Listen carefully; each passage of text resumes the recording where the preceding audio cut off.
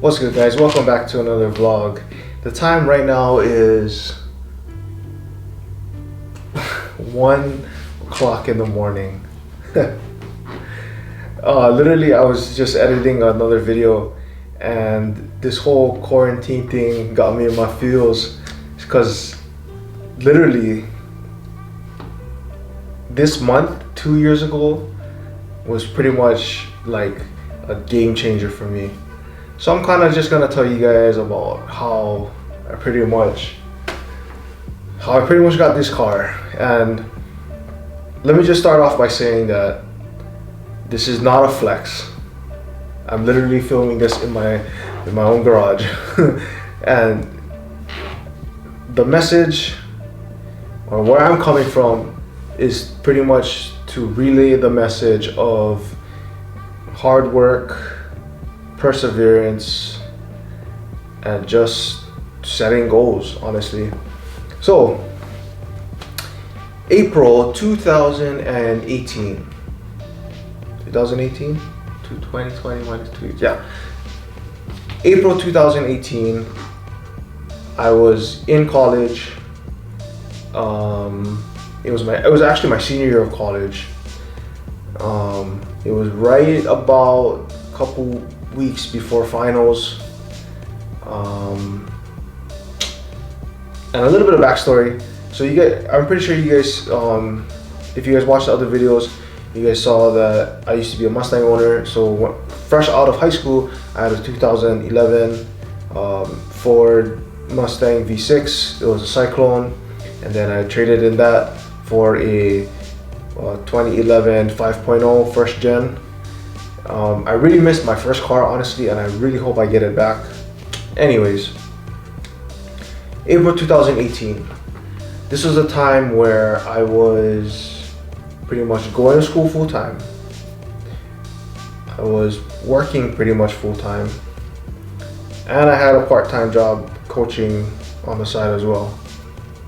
So I was like all jam-packed. My schedule was literally wake up, take my younger brother to school, go to school, probably try to get a workout in, take a nap if I can, go coach, work, go home, study, shower, do my thing, and do it all over again. And literally that was just a grind for college for me.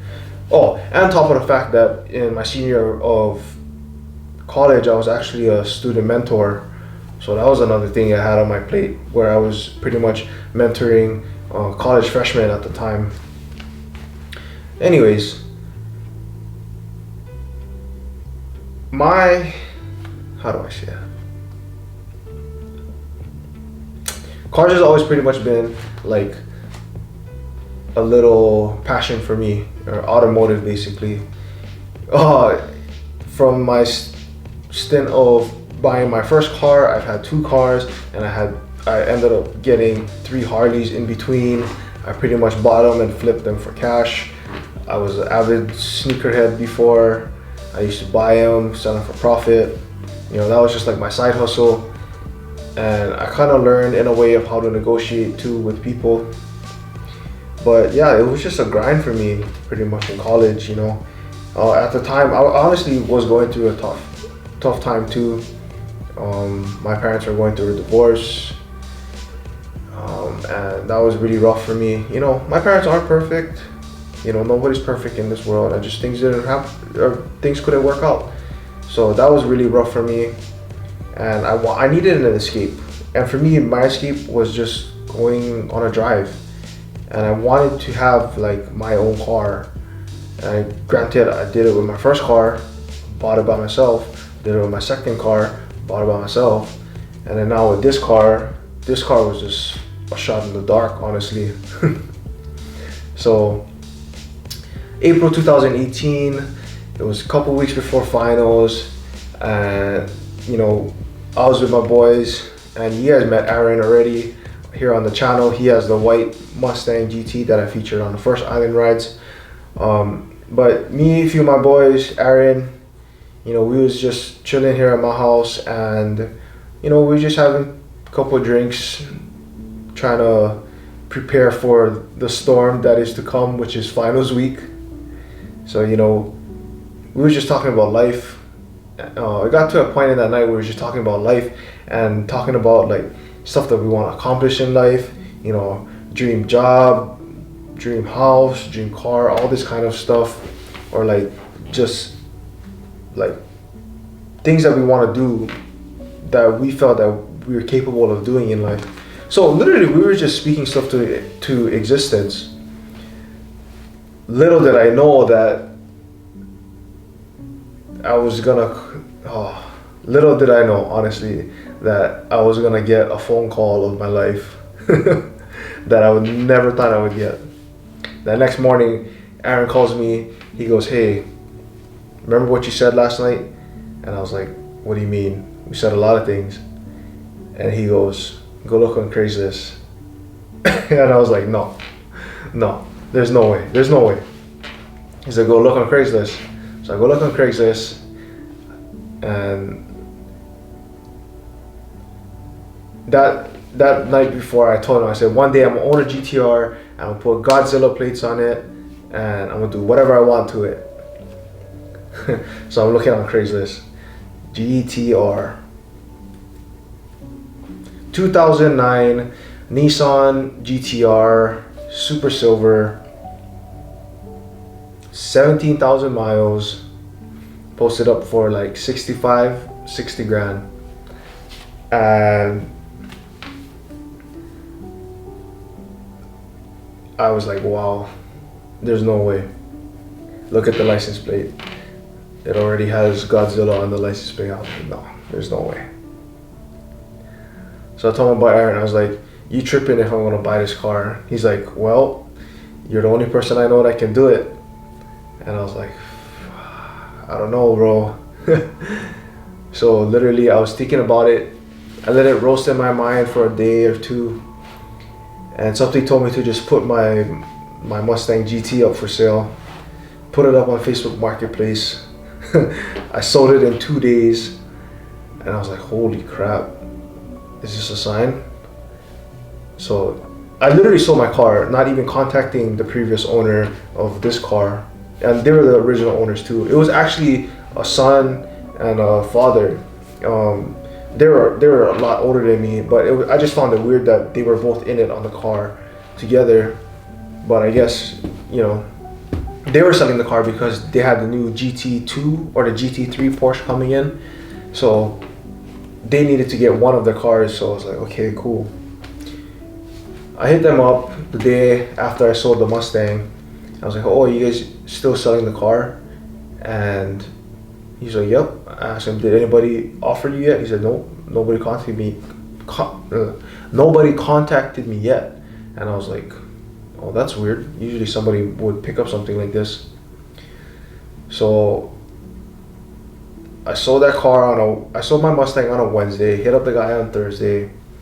Friday, I tell the guy, the son, I was like, "Hey, can I come check out the car?" So I meet them at Kahala Mall. I actually meet up with the dad. And the dad was like, he looked at me, he goes, older man. He goes, "How old are you?" I said, 21. He's like, "Are you in school?" "Yes." "Are you in college?" "Yeah." "Like going to school?" I said, "Yeah." And then he goes, "Are you working?" I said, "Yeah, I work full time and a part-time job while going to college." And he was like, "Not too many kids your age do this kind of stuff." I said, "Well, you just gotta take a chance sometimes." He's like, "Okay, well, you want to take a test drive?" I told him, "No, sir." I was being respectful. I told him, "I don't want to take a test drive. Honestly, I don't want to be responsible for this car. I just want to know if you guys are really the original owners. All I want is the papers of service, and all I want to know is if anything's modded on this car," which was pretty much intakes, a downpipe, and a tune. That was pretty much it. And there was one more thing I asked them.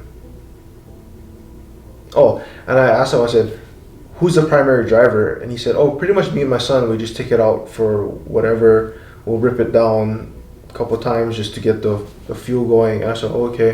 I said, "Does your son race the car?" He said, "No." I was like, "Oh, cool." So I know for a fact that this car was pretty much well taken care of. And I was like, I was convinced.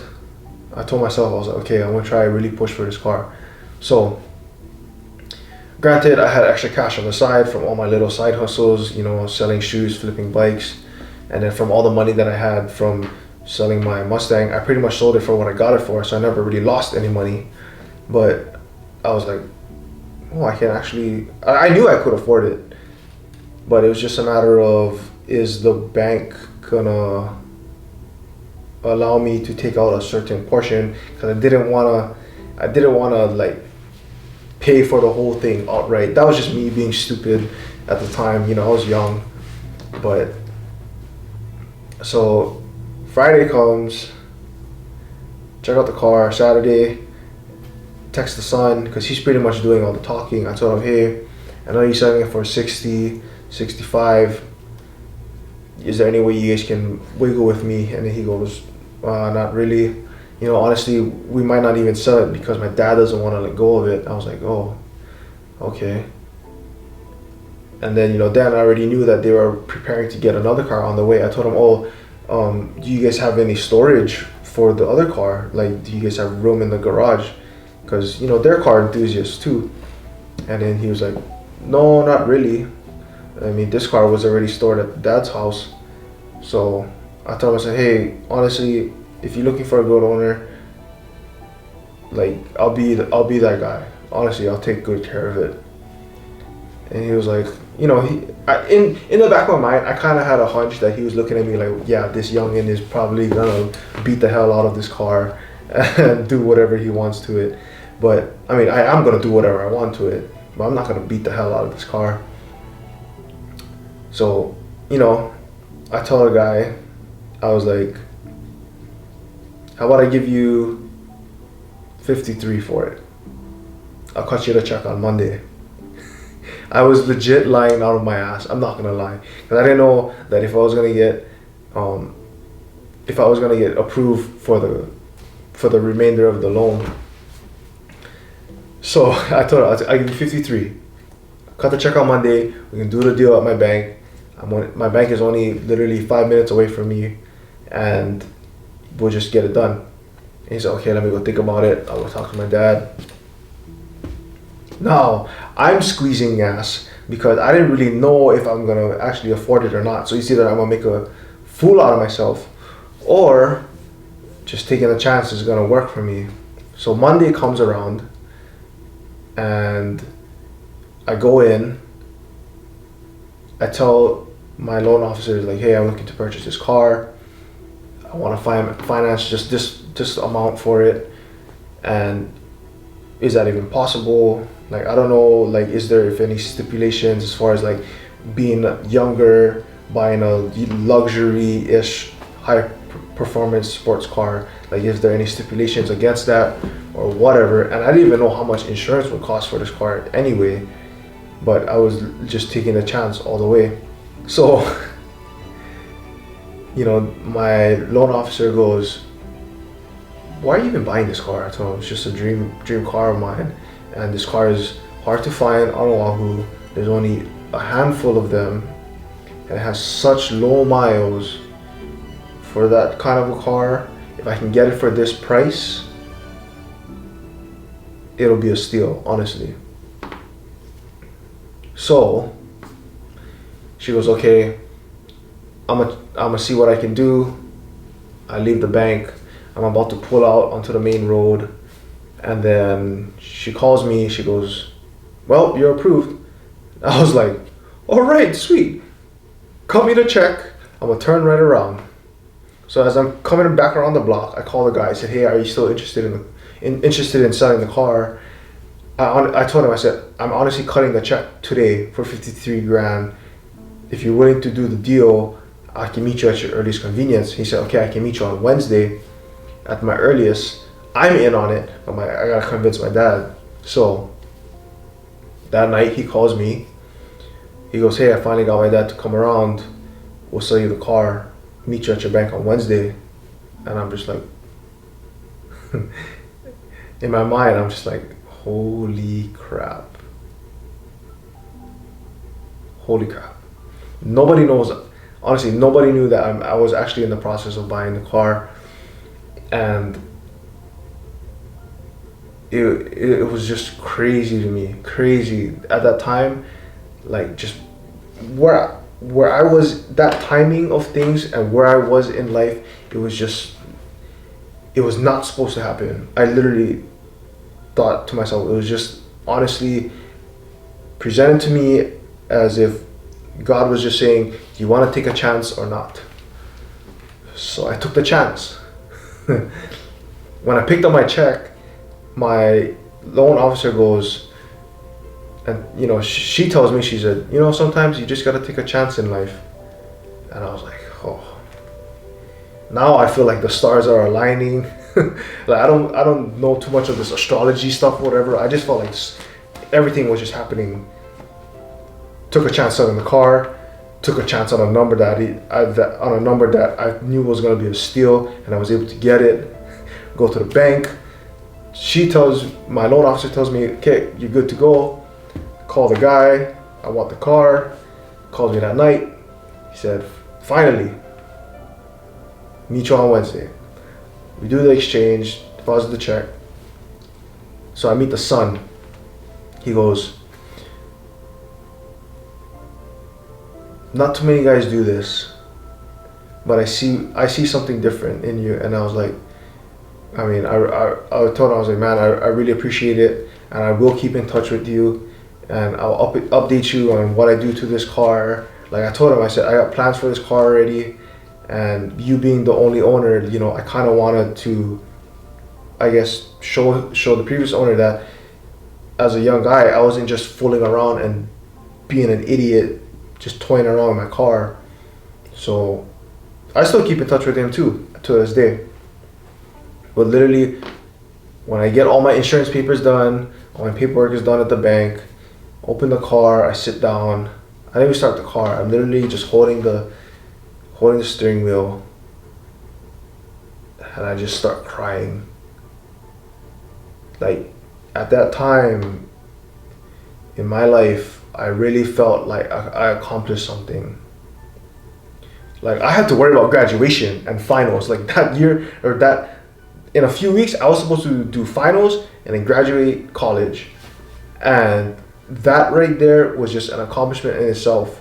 But honestly, I did college for my family, because I was the first kid in the family to actually graduate from college, and I was doing that for them primarily. But for me, this alone,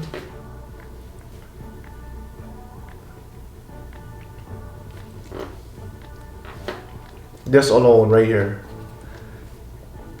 it's a constant reminder to me of hard work, perseverance, and no matter where I was in my life, I really felt like I unlocked something inside of me where no matter all the tough times that I was going through,